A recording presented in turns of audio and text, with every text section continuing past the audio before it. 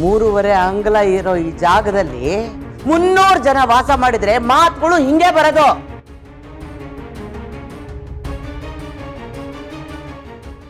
ಪುಟ್ಟ, ಅವ್ರು ಹಾಗೆ ಮಾಡಿದ್ದಕ್ಕೆ ನಿಂಗೆ ಬೇಜಾರಾಯ್ತಾ? ಸಾರಿ ಪುಟ್ಟ. ನೀನು ಹೋಗು, ಆಡ್ಕೊ ಹೋಗು. ಹೋಗು. ಶ್ರಾವಣಿ ಅಮ್ಮ, ಅದೇ ಪಾಪ ಮಗುಗೆ ಮಗು ಹತ್ರ ಆ ಥರ ಮಾತಾಡಿದ ತಪ್ಪೇನೆ. ಆದರೆ ಕಾಂತಮ್ಮನ ಮಾತಲ್ಲಿ ಏನೂ ತಪ್ಪು ಕಾಣಿಸ್ತಾ ಇಲ್ಲ. ಅವ್ರ ದೃಷ್ಟಿಯಿಂದ ನೋಡಿದ್ರೆ ಅವ್ರು ಹೇಳಿದ್ದೆಲ್ಲ ಸರಿಯಾಗೇ ಇದೆ ಅಲ್ವಾ? ಒಟ್ಟಾರೆ ಎಲ್ಲ ಸರಿ ಹೋದರೆ ಸಾಕು.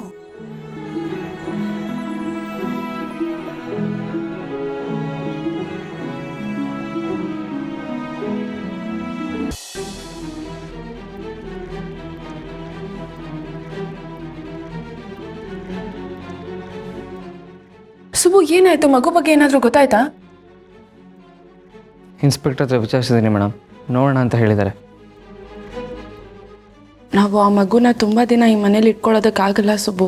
ನಾವು ಆದಷ್ಟು ಬೇಗ ಆ ಮಗುನ ಅವ್ರ ಮನೆಗೆ ತಲುಪಿಸ್ಬೇಕು. ನಮ್ಮಲ್ಲಿ ತುಂಬ ದಿನ ಇಟ್ಕೊಳ್ಳೋದಕ್ಕಾಗಲ್ವಾ? ಯಾಕೆ?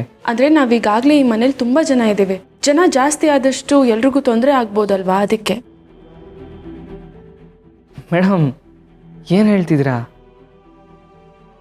ಹೌದು, ನಮ್ಮ ಮನೇಲಿ ಇಷ್ಟು ಜನ ಆಲ್ರೆಡಿ ಇದ್ದೀವಿ, ಹಾಗಂತ ನಮ್ಗೆ ಯಾವತ್ತೂ ತೊಂದರೆ ಅಂತ ಯಾರೂ ಮಾತಾಡಿಲ್ಲ. ಎಲ್ಲ ಖುಷಿಯಾಗಿದ್ದೀವಿ. ಅಂಥದ್ರಲ್ಲಿ ಈ ಮಗು ನಮಗೆ ಭಾರ ಆಗುತ್ತಾ ಮೇಡಮ್? ಹಾಗಲ್ಲ ಸುಬ್ಬು, ಇದುವರೆಗೂ ತೊಂದರೆ ಆಗಿಲ್ಲ, ಆದರೆ ಮುಂದೇನೂ ತೊಂದರೆ ಆಗಬಾರ್ದಲ್ವಾ?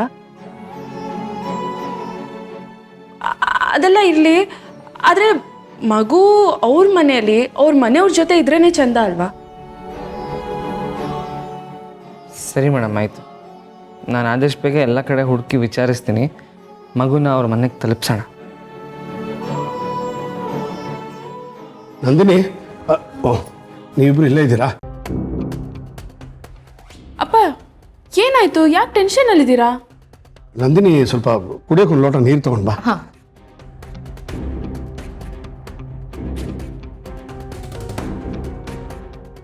ತಗೊಳ್ಳಿ. ಎಲ್ಲಿ ಹೋಗಿದ್ರಿ ವೀರು ನೀವು? ಇಷ್ಟೊತ್ತು ತನಕ ನೀವು ಮನೇಲೆಲ್ಲೂ ಕಾಣಿಸ್ಲೇ ಇಲ್ಲ. ಎಲ್ಲಿ ಹೋಗಿದ್ರಿ? ಅದೆಲ್ಲ ಇರಲಿ ನಂದಿನಿ, ಆ ಮಗು ಬಗ್ಗೆ ಒಂದು ಇಂಪಾರ್ಟೆಂಟ್ ಸುಳಿವು ಸಿಕ್ಕಿದೆ. ಏನು? ಆ ಮಗು ಬಗ್ಗೆ ಸುಳಿವು ಸಿಕ್ತಾ? ಅಂದರೆ ಅವಳಿಗೆ ಅಪ್ಪ ಅಮ್ಮ ಇದ್ದಾರೆ ಯಜಮಾನ್ರೆ? ಮನೆಯವರೆಲ್ಲ ಇದ್ದಾರಾ? ಎಲ್ಲರೂ ಇದ್ದಾರೆ.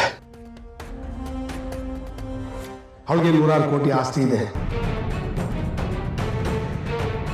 1000 ಎಕರೆ ಜಮೀನಿರೋ ರಾಜಮನೆತನದ ಏಕೈಕ ಕುಡಿ ಇವಳು.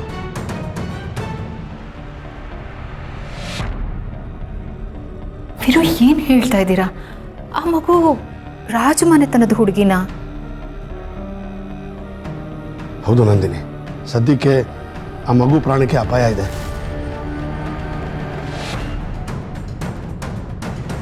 ಯಾವುದೋ ಗಲಾಟೆಯಲ್ಲಿ ಅವಳ ಮೇಲೆ ನಡೆದಿರೋ ಅಟ್ಯಾಕಲ್ಲಿ ಅವಳು ತಪ್ಪಿಸ್ಕೊಂಡಿದ್ದಾಳೆ. ನಮಗೆ ದೇವ್ರ ಸನ್ನಿಧಿಲಿ ಸಿಕ್ಕಿದ್ದಾಳೆ.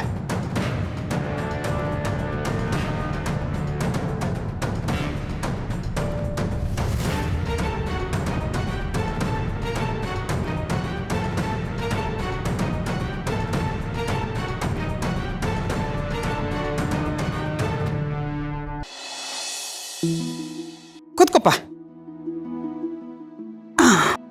ಇವತ್ತು ನಮ್ಮ ಮನೇಲಿ ಇಡ್ಲಿ.